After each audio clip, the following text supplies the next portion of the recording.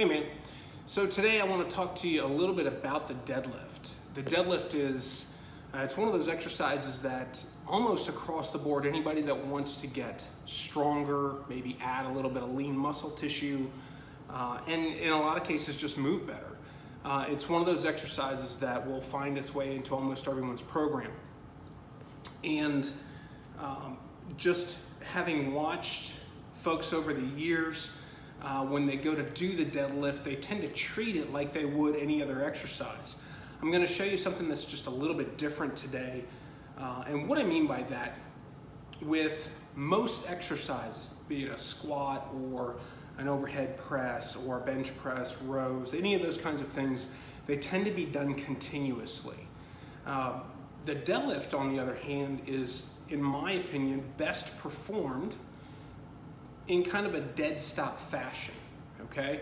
And there's two reasons for this. Number one, outside of the gym, when you go to pick something up, you're not gonna pick it up repetitiously, okay?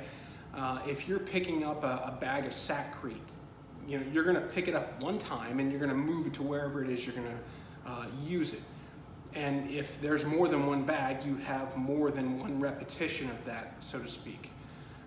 With the deadlift, I believe probably the most effective way to train it is to train it that way. So if you were doing sets of 5, for instance, rather than 5 continuous reps, really what it's going to look like is 5 sets of 1 rep.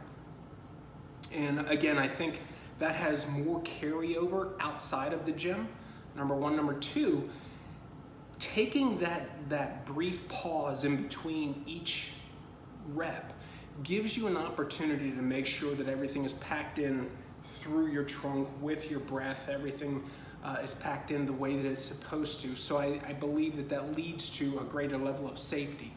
And I think this applies to pretty much any kind of variation of the deadlift that you're going to be using, pulling from the floor. So like your straight leg deadlift, or some folks call them Romanian deadlifts, where the rep really kind of starts at the top and then you sit back into the hinge to stretch those hamstrings. I'm not sure that I would apply that to this. I'm not sure I would apply the dead stop method to that exercise or that variation, but things like your sumo deadlift, your more traditional stance deadlift, Jefferson deadlifts, snatch grip deadlifts, anything that you are actually pulling from the floor, I think this is a viable technique for that. So this is what that looks like.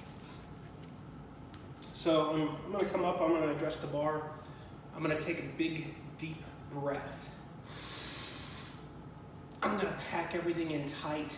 From there, I'm going to sit back into my hips. Okay, let me get the bar set first. So big deep breath.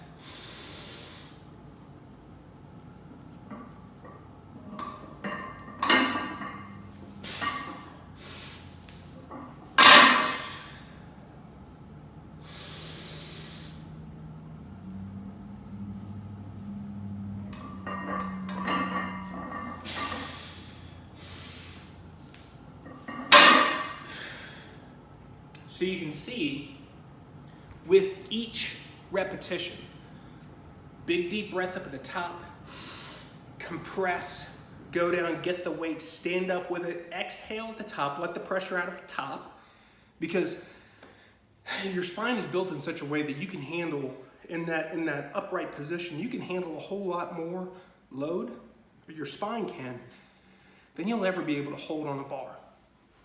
Right, so in that top position, we're relatively safe.